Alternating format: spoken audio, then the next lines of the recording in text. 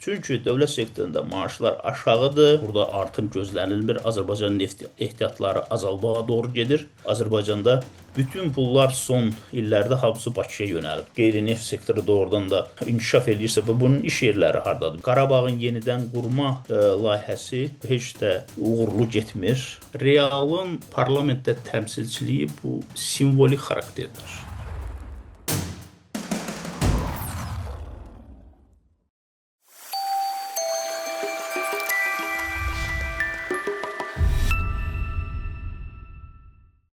Sözsüz ki, burada hökumətin uzun illər apardığı bir təşviqat var ki, ildə 70.000 yeni iş yeri açılır.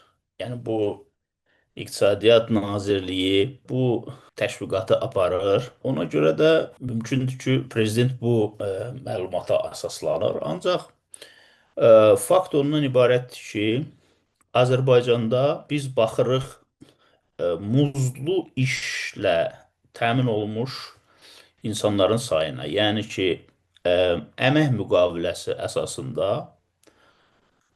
işləyən insanların sayına baxırıq. Və bu sayda biz xüsusi bir artım görmürük və bəzi hallarda hətta belə deyək də, görürsən ki, xüsusən də dövlət sektorunda bir azalma var. Yalnız son 2 ildə, 2024-cü ildə və 2025-ci ilin 11 ayı ərzində dövlət sektorunda 30.000-dən artıq deməli iş yeri azalıbdır. Dövlət bu Məşğulluq Agentliyinin İdarə Heyətinin sədri də qeyd edib ki, 60.000 boş iş yeri var ölkədə. Ancaq bilirsiniz, bunun gərək bir hesabatını versinlər. Bu söhbət hansı növ iş yerlərindən gedir? Burada deməli ödəniş nə qədərdir? Yəni ki, sadəcə olaraq bunu deklarativ olaraq səsləndirmək tam bir mənzərəni yaratmır. Bilirsiniz ki, Azərbaycanda əmək haqqlarının səviyyəsi aşağıdır. Orta əmək haqqının məsələn 1000 manatdan yuxarı olduğu bildirilir. Ancaq bu əmək haqqı səviyyəsini real əks etdirmir. Əmək haqqı səviyyəsini ölkədə əks etdirə biləcək rəqəm göstərici bu median əmək haqqıdır. Median əmək haqqıdır, ancaq bu məlumatı deməli yalnız bircə dəfə 2022-ci ilin iyul ayında açıqlayıb hökumət ki, 410 manat. Yəni bu nə deməkdir? Bu o deməkdir ki, ölkədə əmək haqqı alan 1,7 milyon insanın 50%-i 410 manatdan aşağı maaş alır. Yəni bu təbii ki, 2022-ci ilin rəqəmidir. İndi mümkündür ki, o rəqəm biraz artsın. Ancaq bu özü də ölkədə əmək bazarının real mənzərəsini göstərir ki, və burada da bilirsiniz, əsas rolu da bu əmək haqqlarının aşağı olmasında. Əsas rolu dövlət sektoru oynayır. Çünki dövlət sektorunda maaşlar aşağıdır, minimum əmək haqqı ölkədə aşağıdır və doğrudan da əgər hər il 70.000 iş yeri yaransaydı, biz görərdik ki, bu say əmək haqqı, əmək müqaviləsi əsasında işləyən insanların sayı ildən ilə artardı. Bu sadəcə olaraq o mövsümü xarakterli, qısa müddətli, o cümlədən o müxtəlif bilirsiniz ki, sahibkarlığa yardım deməli layihələri var. O bir tərəfdən kölgə iqtisadiyyatının belə deyək, rəsmiləşdirilməsi məsələsi var. Bu prosesdə hansısa mərhələlərdə yeni əmək müqavilələri bağlanır, amma eyni zamanda da ləğv olunur. Yəni hökumət yeni açılan işləri bunun belə deyək, rəqəmlərini elan eləyir, ancaq bağlanan iş yerlərinin rəqəmlərini elan eləmir. Buna görə də ə, ə, bu qeyd eləmək ki, ölkədə iş var, insanlar işləmək istəmir. Burada bilirsiniz, məsuliyyəti vətəndaşın üzərinə atırlar. Əgər doğrudan da belə bir problem varsa, onda bu məşğulluq xidmətinin bu vəzifələrindən biridir. Biz görürük ki, Avropa ölkələrində necə bu məşğulluq idarələri vətəndaşlarla, o cümlədən miqrantlarla, onlar necə işləyir? Əgər doğrudan da əgər iş yerləri varsa və vətəndaşlar ora getmirsə, deməli vətəndaşı iş axtaranı buna hazırlamaq lazımdır və o cümlədən ixtisas artırma prosesi olmalıdır.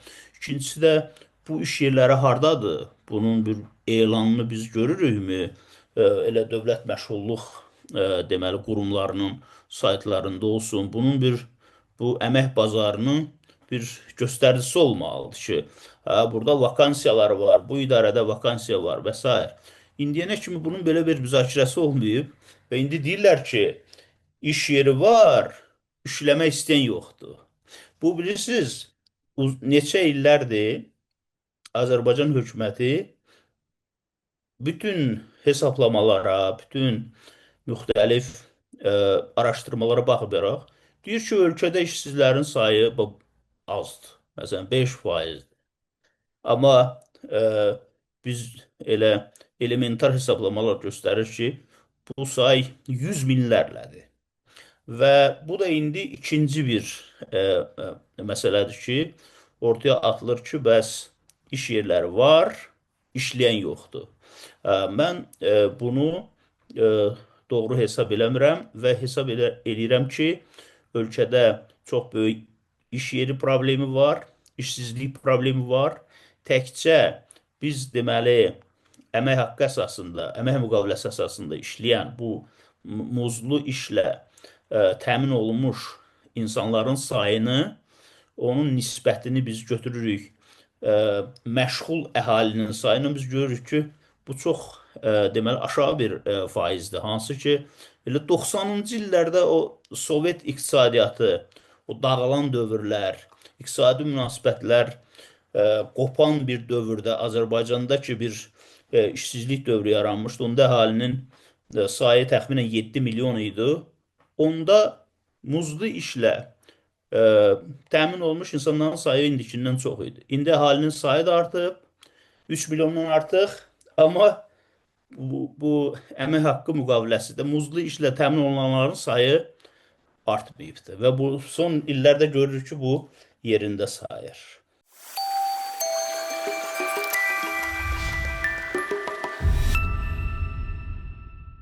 Bu çıxışda təbii ki, bir nostalji var idi. Bir peşmançılıq var idi. Yəni ki, sanki o birinci neft bumunda imkanların buraxıldığının etirafı idi bu. Çünki bilirsiniz, bu neft bumu başlanan dövrdən indiyənə qədər Azərbaycanın o əsas iqtisadi göstəriciləri, hansı ki, neft pullarının Azərbaycan iqtisadiyyatının inkişafına, diversifikasiyasına təkan verəcəyi ilə bağlı illüziyalar hamısı əslində boşa çıxıbdır. Əgər biz götürsək, məsələn, ixracatımızı, əgər məsələn 15 il bundan qabaq neft bumu başlayanda da Azərbaycanın ixracatının 8-10% qeyri-neft məhsulları idi. İndi də həmən mənzərədir. Və o biri tərəfdən də deməli neft ixracı da kəskin azalıb. Çünki həmən o neft bumunun ən yüksək belə də hasilat dövrü olan 2010-cu illə müqayisədə məhz bu il 2026-cı il mümkündür ki, biraz aşağı yuxarı hasilat yarı-bayarı azalmış olacaq. Və bu müddət ərzində Azərbaycan təbii ki, iqtisadiyyatın diversifikasiyası ilə bağlı e, o elan olunmuş, təklif olunmuş tədbirlərin demək olar ki, əksəriyyətini həyata keçirə bilməyibdir. Azərbaycanda yeni ixrac potensialı olan böyük sənaye, tutaq ki, müəssisələri, e, istehsalat, o biri tərəfdən xidmətlər, yəni əlavə dəyər yarada biləcək sektorlar formalaşmayıbdır. O biri tərəfdən də ikinci bir ümid də ondan ibarət idi ki, Azərbaycanda iqtisadiyyatın inkişafı üçün də böyük bir rol oynayacaq infrastruktur qurulacaq. Amma bunun 15-16 il keçməsinə baxmayaraq, hələ mən o 2005-ci ili götürmürəm, 10-cu ili götürürəm. Bu müddət ərzində Azərbaycanda böyük avtomobil yollarının tikintisi başa çatmayıb. O cümlədən hələ də regionlarda, kəndlərdə yol problemi, içməli su problemi, kanalizasiya problemi hələ də qalmaqdadır. Üçüncü bir tərəfdən də e, o cümlədən regionlarda elə Bakının özündə deməli məktəb problemi var. Məktəblər məsələn xüsusən də Bakıda məktəblərdə çox böyük sıxlıq var. Birinci növbə, ikinci növbə bu davam eləyir və siniflərdə də uşaqların sayı əslində normalda 20-25 nəfər olmalıdır, amma bəzi məktəblərdə bu 35-40-a çatır siniflərdə şagird sayları. Və eləcə də regionlarda bu problem var. Orada da o məktəblərin yenilənməsi, o cümlədən tibbi xidmətlərə çıxış da çox böyük problemdir. Xüsusən də regionlarda bu məsələ hələ də öz həllini tapmayıb. O bir tərəfdən biz indi məsələn bu neft boom başlayandan 15 il, 16 il sonra biz görürük ki, hökumət hələ də danışır ki, biz 40-cı ilə kimi Azərbaycan metrosunu belə inkişaf elətdirəcəyik. Biz, nə bilim, 2028-ci ilə qədər Lənkərana elektrik qatarı gedəcək. Bəs sual olunur ki, bəs 6 ildir Lənkərana qatar işləmir. 6 ilə yaxın bir dövr olacaq. O cümlədən Balakənə və s. Və bu 6 il ərzində hökumət nə işlə məşğul olub? Və bu problemləri həll eləyə bilibmi? Təbii ki, həll eləyə bilməyib və indi ikinci neft bumu təbii ki, olmayacaq. Bu Azərbaycanın neft ehtiyatlarının perspektivdə xüsusi bir burada artım gözlənilmir. Azərbaycan neft ehtiyatları azalmağa doğru gedir. Təbii qaz məsələsi var. Təbii qaz məsələsi var. Azərbaycan ehtiyatları 2 milyard, 2 trilyon kub metr qiymətləndirilir və s. Ancaq burada da çoxlu qeyri-müəyyənliklər var. Birincisi, burada biz aşkar görürük ki, xarici şirkətlər çox böyük də investisiya yatırmaq istəmir. Neft, qazın qiyməti ötən illərdə yüksək həddə çatmışdı. Əgər həmən dövrdə bu böyük investisiyalar gəlmədisə, növbəti dövrlərdə də yəni çox da böyük sıçrayışlarla investisiya qoyuluşunun gözləmək sadələvli olardı.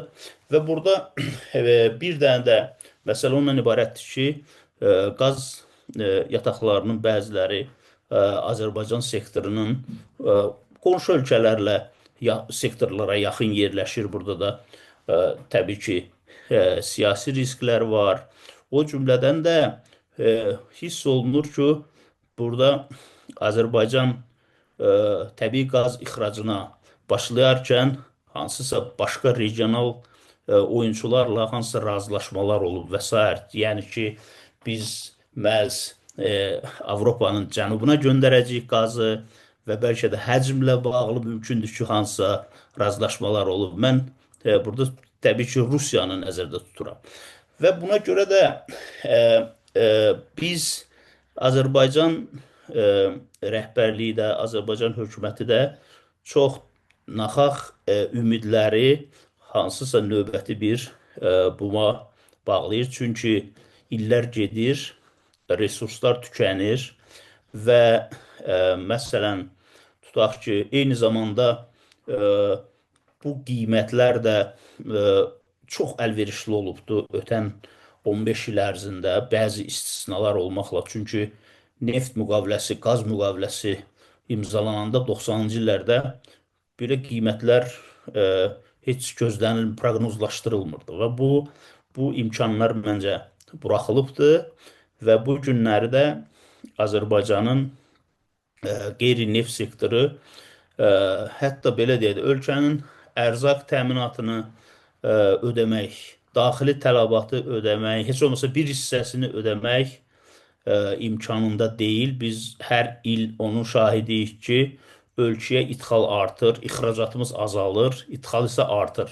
Və keçən il demək olar ki, bu neçə illərdə ilk dəfə son 10 illiklərdə ilk dəfə yəni Azərbaycanın ixracı və ixalı təxminən bərabərləşmiş oldu və çox güman ki, bu 2026-cı ildə sonrakı illərdə biz onun şahidi olacağıq ki, Azərbaycan artıq ticarət kəsici ilə üzbəüz dayanır. Və bunun da səbəbləri var. Səbəb odur ki, əsas səbəbi odur ki, yanlış iqtisadi siyasət və deməli iqtisadiyyat üzərində dövlət sektorunun monopoliyasını saxlamaq, bütün böyük biznesə nəzarət ambisiyaları, yəni hətta belə deyək də başqa avtoritar ölkələrdə biz görürük ki, iqtisadiyyata fərqli yanaşma var.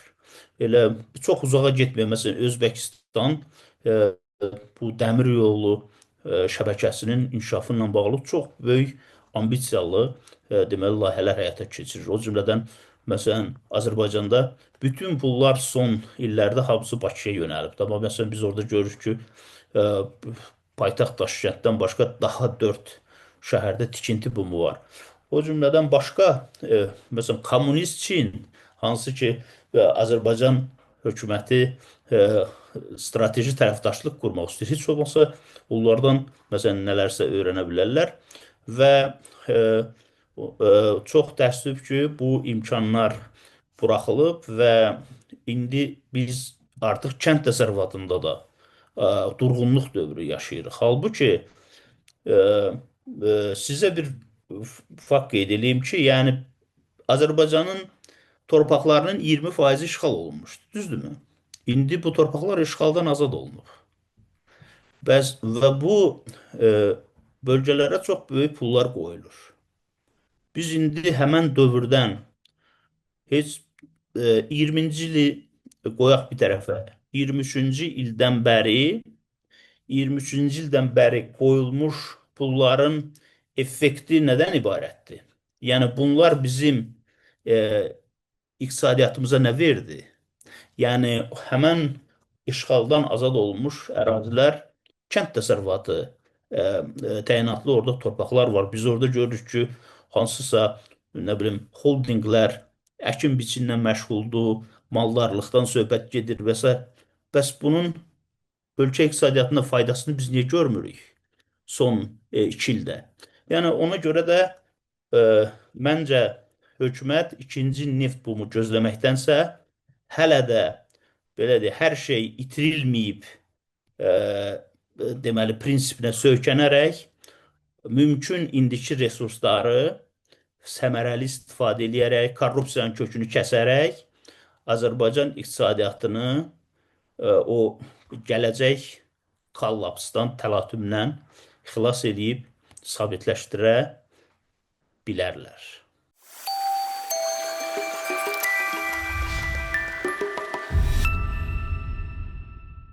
Məsələ ondan ibarətdir ki, əgər neft sektoru kiçilirsə, avtomatik olaraq qeyri-neft sektoru böyüyür. Yəni burada bir riyazi bir manipulyasiya var. Əgər təbii ki, xırda para deməli böyümə var. Ancaq bu nə dərəcədə ə, özünü ixracatımızda, o cümlədən ə, idxalın azaldılması, əvəz edilməsi üçün hansısa bir rol oynayır. Biz bunu görmürük. Əgər biz bu qədər qeyri-neft sektoru, xüsusən də hökumət deyir ki, qeyri-neft sənayesi inkişaf edir. Yaxşı, bu inkişaf eləyirsə, bu məbləğ olaraq, bu faiz olaraq ixracatda özünü niyə göstərmir? Və yaxud da əgər bu inkişaf eləyirsə, bizim idxalımız niyə artır? Yəni fantastik dərəcədə. İndi biz məsələn görürük ki, son illər Çindən, Rusiyadan da idxal deməli çox böyük həcmdə artır. Yəni İrandan o cümlədən idxal artır. Yəni bu biraz bu deməli e, iddialar özünü iqtisadi göstəricilərdə təcəssüm eləməlidir. Və bu mən hesab edirəm ki, burada deməli çox böyük artım olmalıdır ki, biz bu fərqi görək. Yəni tutaq ki, 2%, 3% belə bu məsələni həll eləmir. Tutaq ki, lap götürək Azərbaycanda məsələn qeyri-neft sektorunun həcmi nə qədərdir ki, və o ildə 5%, 3% arta-arta biz neçə ilə gəlib, məsələn, hökumət desin ki, biz neçə ilə gəlib Baltikiyanı ölkələrin səviyyəsinə çatacağıq və yaxud da ki, Rumıniyanın, Balqaristanın səviyyəsinə çatacaq. Yəni bu rəqəmlər biraz uzun müddətə hesablamaları ortaya qoymalıdır ki, məsələn, biz idxalı nə qədər azaldacağıq, hansı dövrdə bizim ixracatımız nə qədər olur. Biz görürük ki, yenə də əvvəl də Azərbaycan pomidor satırdı, qarpız satırdı, nar satırdı. İndi də həmən bunları satır. Bəs onda bu artan qeyri-neft sektoru nədən ibarətdir? Yəni bu indi son illər biraz bu deməli mədən sənayesi, daha doğrusu dağ mədən sənayesi Qarabağda, Qarabağ ərazisi işğaldan azad olunandan sonra orada biraz resurslar var və s. Bunlar görürük ki, məsələn misdir, nə bilim qızıldır, gümüşdür. Bunların artımı var. Və elə məsələ bundan ibarətdir. Yəni amma bunun həcmi, yəni natural olaraq elə də çox böyük deyil ki, böyük bir deməli dəyişikliklərə səbəb olsun. Və yaxud da ki, dediyimiz kimi, əgər bu qeyri-neft sektoru doğrudan da inkişaf edirsə, bunun iş yerləri hardadır? Biz görürük, ildə deyirlər 70 min artır, amma biz ilin sonunda görürük ki, əvvəlki illə müqayisədə çox kiçik bir iş yerlərinin əmək haqqı əsasında işlənənlərin sayında çox cüzi artım var. Ona görə də mən fikirləşirəm ki, mən daha doğrusu əminəm ki, bu sadəcə olaraq siyasi propagandadır və sadəcə olaraq rəqəmlərlə manipulyasiyadır.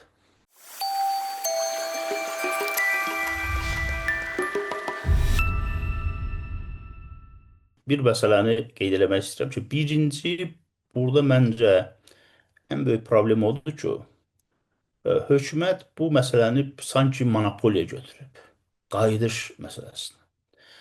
Və burada tutaq ki, hətta insanların belə bir seçimi yoxdur ki, onun evinin tutaq ki, damı nə rəngdə olsun. Yəni, hər bir insanın özünün zövqü var.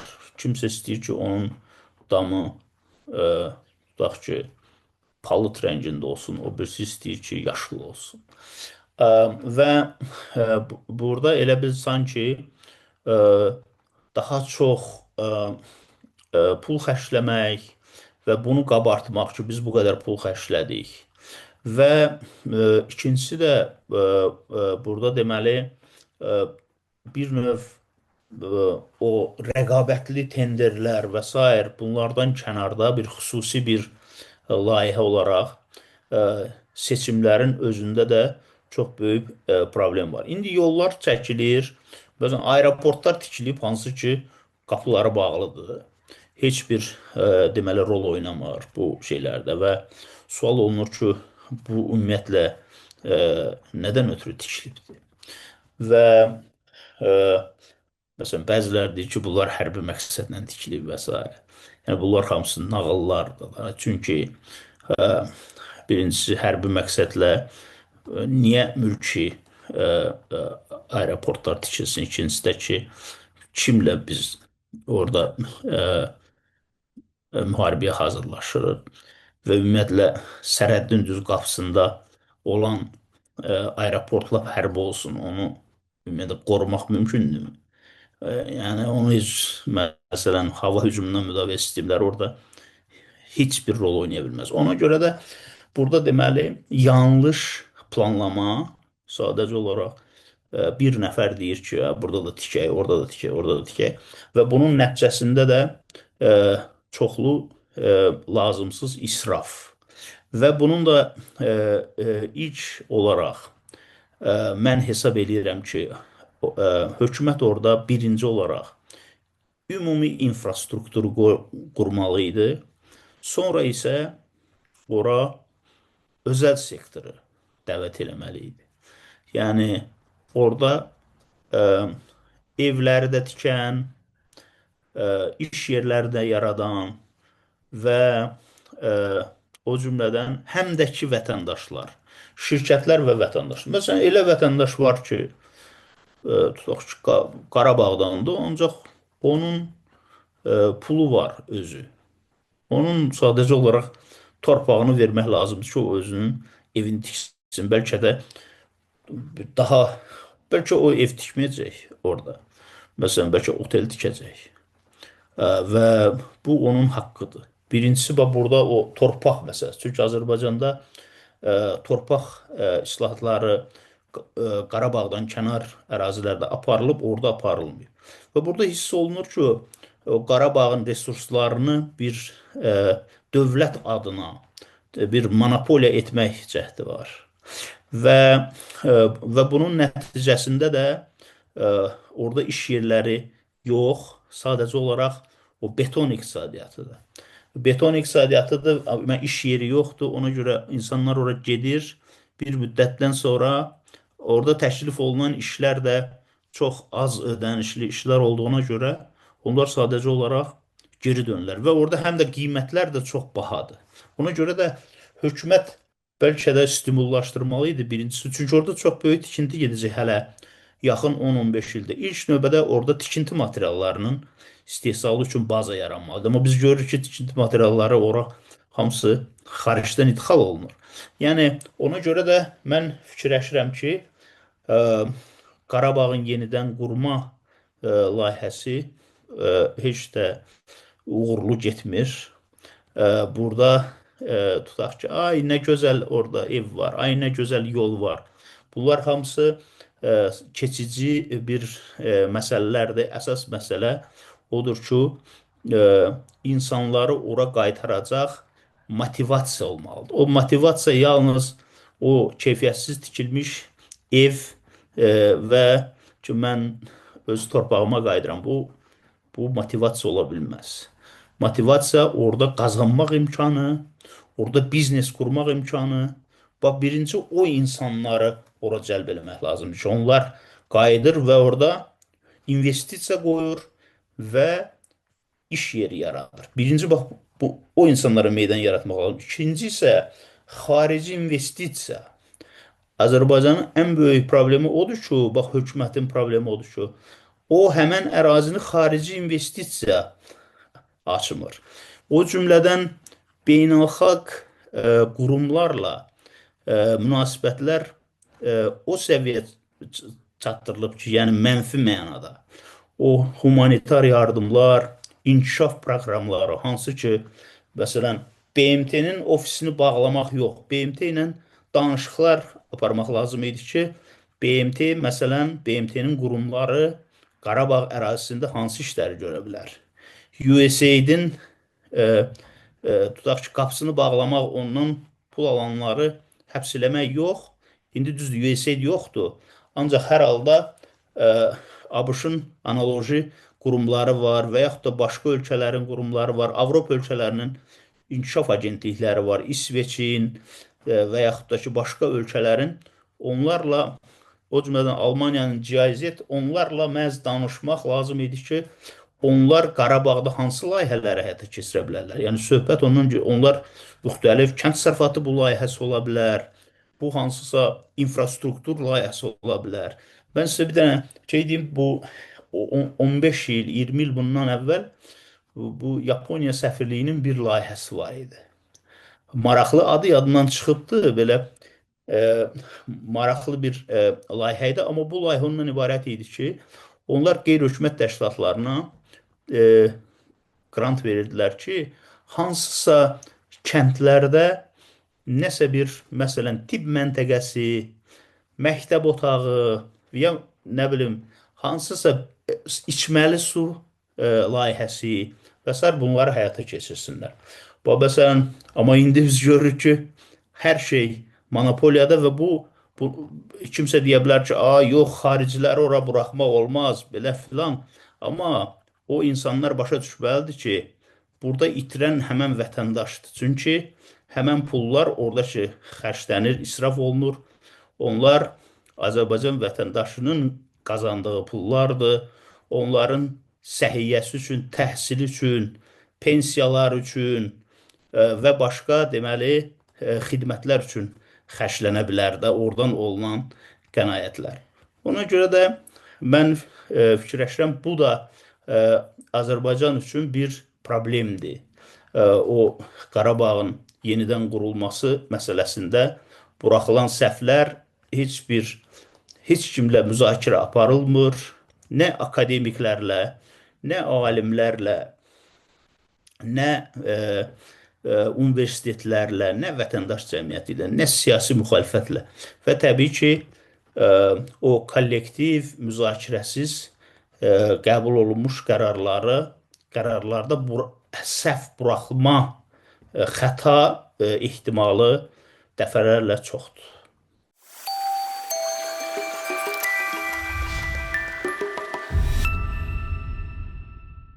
Bu pandemiya dövründə bağlanmışdı və həmən dövrdə də Azərbaycan digər ölkələrdən fərqli olaraq öz vətəndaşını ölkəsinə buraxmırdı.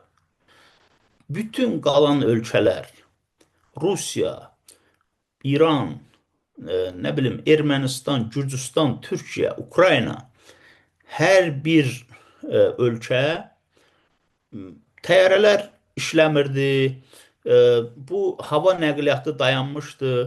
Bəzi ölkələrdə də qatar, dəmir yolu nəqliyyatı dayanmışdı. Ancaq sərhəddə gələn vətəndaşlar ölkəyə buraxılırdı. Sadəcə olaraq orada biraz karantin və s.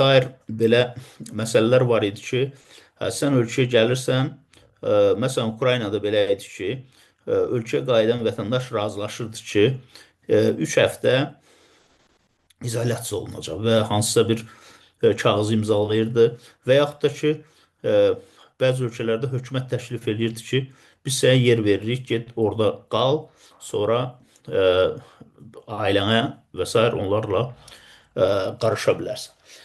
Ancaq Azərbaycan hansı yolu tutdu? Azərbaycan sərhəddə toplaşmış minlərlə insanı ölkəyə buraxmadı. Və bu özü bir hamı növbəyə durdu, nə bilim, səfirliyə müraciət elədi və s.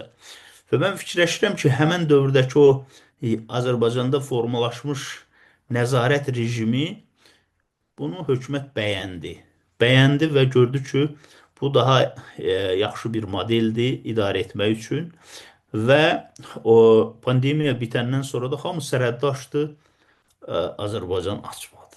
Əvvəl dedilər pandemiya bitməyib və bu Ukraynada müharibə başlayandan sonra bunların əlinə yeni bəhanə düşdü. Dedilər ki, bəs müharibə, güya ki, Rusiyadan Azərbaycanlılar qaçıb gələcək, belə olacaq, elə təhlükəsizlik filan.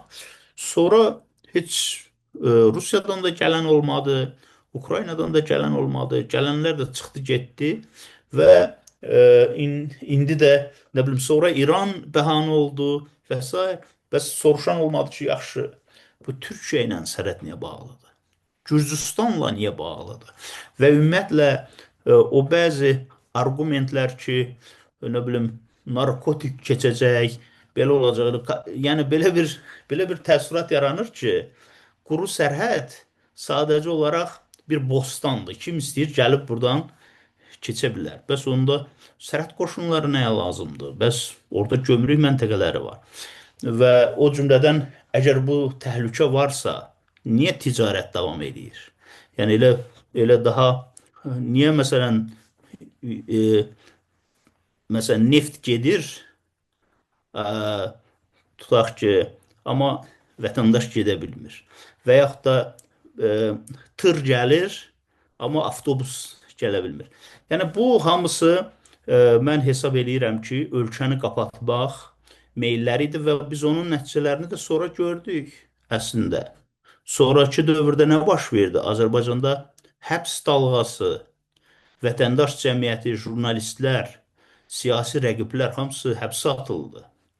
Və bu həmən ölkəni qapatmaq deməli planı idi, ideyaları idi və hansı ki davam edir. Və indinin özündə də məsələn xarici vətəndaş təyyarə ilə ölkəyə gəlir, sonra sərhəddən çıxıb gedə bilir. Amma Azərbaycan vətəndaşına bu imkan tanınmır. Yəni bu nonsensdir və bunu hansısa belə deyək, süni səbəblərlə izah etmək təbii ki, heç kimi inandıra bilmir ki, burada bir nəsə ümdə bir məqsəd var. O cümlədən indi Azalı qeyd edirsiniz, amma hamı Azalla uçmur axı. Burada başqa aviakompaniyalar da var. Onda belə çıxır ki, biz onları da varlandırırıq. Türkiyənin avia şirkətləri işləyir burada. Ə, Türk Hava Yolları, o cümlədən o ACET var. Sonra nə bilim Türkiyənin başqa şirkətləri var. Rusiyanın şirkətləri var. Müxtəlif deməli ölkələrin aviakompaniyaları da burada faydalanır. Yəni ona görə bu Azal nə qazandı? Biz indi görürükmü ki, bir desinlər görək Azal ölkəyə nə qədər əlavə vergi ödədi bu dövr ərzində.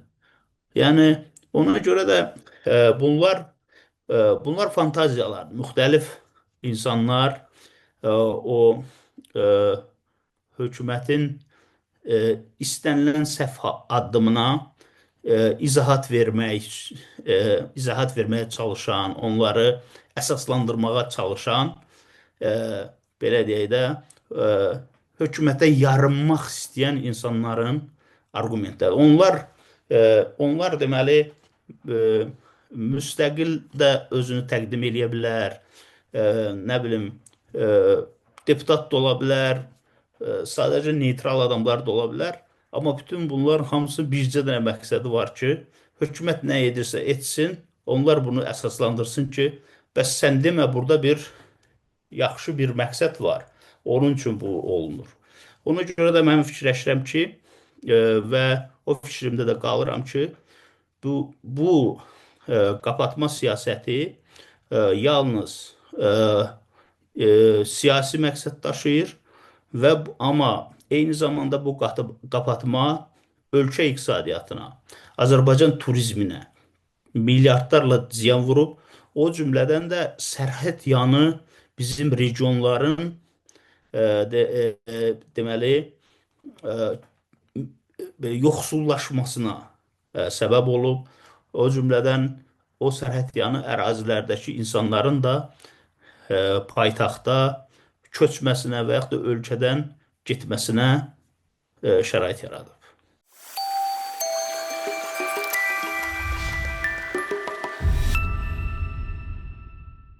2015-16-cı illər bəlkə də xatırlayırsınız, həmən dövrdə Azərbaycanın neft gəlirləri azaldı, ölkədə hökumət manatın devalvasiya apardı və onun dəyəri 2 dəfə azaldı və böyük bir iqtisadi böhran yaşandı həmən dövrdə. Və həmən dövrdən sonra hökumət çıxış yolunu e, müəyyən islahatlarda gördü və müəyyən də islahatlar aparılmağa başladı. Da müəyyən şeylər xüsusən məsələn sahibkarlığın inkişafından bağlı o vergi indi e, vergi e, e, rejimi ilə bağlı İqtisadiyyat naziri tez-tez danışır ki, deyir biz bunları elədik filan. Bunlar hamısı bax həmən 2015-16-cı illərin effekti idi ki, e, hökumətdə bəzi adamlar başa düşdü ki, bu uçuruma gedirlər. Çünki iqtisadiyyat uçuruma gedəndə o hakimiyyət də uçuruma gedəcək. O cümlədən də e, ərəb inqilabları, ərəb baharı dövründə Azərbaycan rəhbərliyini kimlərsə inandırdı ki, bu məişət korrupsiyası insanları boğaza yığırdı. İnsanlar bu kağız-kuğuz almaq üçün, pasport almaq üçün, şəxsiyyət vəsiqəsi almaq üçün gedirlər, günlərlə növbədə dayanırlar və rüşvət ödəyirlər. Bunu aradan qaldırmaq lazım. Və həmən o ərəb baharının təsiri altında hökumət asan xidməti yaratdı. Ona görə də mən prinsipcə inanıram. İnanıram ki, müəyyən nailiyyətlər əldə etmək olar. Ancaq gərək burada hökumət cəmiyyətə, müxalifətə, vətəndaş cəmiyyətinə güzəştlərə getsin. Məsələn, yəni bu güzəşt nədən ibarətdir? Sadəcə olaraq biraz hakimiyyəti bölüşdürmək. Yəni söhbət ondan gedir ki, imkan yaratmaq ki, müxalifət partiyaları hansısa bir səviyyədə fəaliyyət göstərsinlər, parlamentdə iştirak eləsinlər və vətəndaş cəmiyyəti bu ictimai iştirakçılıq rolunu oynasın. Həm bu iş yerləridir, cəmiyyəti regionların, kənd ərazilərinin, köməksiz qrupların dəstəklənməsidir. Eyni zamanda da hansısa məsləhətlər verilə bilər ki, bu da yaxşı qərarların qəbul olunmasında rol oynar. Bu eyni zamanda burada hüququn aliliyinin təmin olunması. Yəni elementar məsələlər var ki, məsələn hansısa tutaq ki, Singapurda da orada da demokratiya yoxdur. Ancaq orada vətəndaşın cibinə narkotik atıb tutmurlar. Yəni elə bir ki, burada biraz yəni yanaşma fərqi var. Və təhsilə, səhiyyə qiymət vermək. Yəni ki, bunlar insan kapitalını formalaşdırmaq üçün bunlar çox önəmlidir. Ona görə də mən buna müəyyən qədər inanıram və düşünürəm ki, sonrakı növbəti illərdə mümkün iqtisadi təlatümlər, böhran hökuməti buna vadar eləyə bilər. Amma çox təəssüf ki, son illər hökumət çıxış yolunu o həmən dövrə hazırlaşarkən çıxış yolunu hansısa dəyişikliklər etməkdə yox, bu məsələləri önə çəkə biləcək, işıqlandıra biləcək, hökuməti tənqid eləyə biləcək qrupları sıradan çıxartmaqda görür. Yəni bu özü də səhvdir. Bu o baxımdan səhvdir ki, onda belə deyək, o etiraz edə biləcək kütlələrin, qrupların ölkədə hansısa belə deyək də o çaxnaşmalara səbəb ola bilər. Çünki hətta etiraz edən qrupları da idarə eləmək üçün qüvvələr olmalıdır. Necə ki, biz görürük, bax, məsələn, İranda baş verənlər. Orada da çox böyük problemdir də. Ən böyük problem odur ki, orada hökumət heç kimi eşitmək istəmir, öz dediyini deyir və öz xəttləri var, deyir ki, biz bundan dönməyəcəyik və s. Müxalifət də yoxdur, vətəndaş cəmiyyətdə yoxdur, azad mediada yoxdur və onun nəticəsi də göz qabağındadır. Ona görə də mən fikirləşirəm ki, yenə də hələ ki hər şey itirilməyib və hökumətdə də o müəyyən adamlar hələ də tapıla bilər ki, belə deyək, çıxış yolunu inandıra bilər siyasi rəhbərliyə.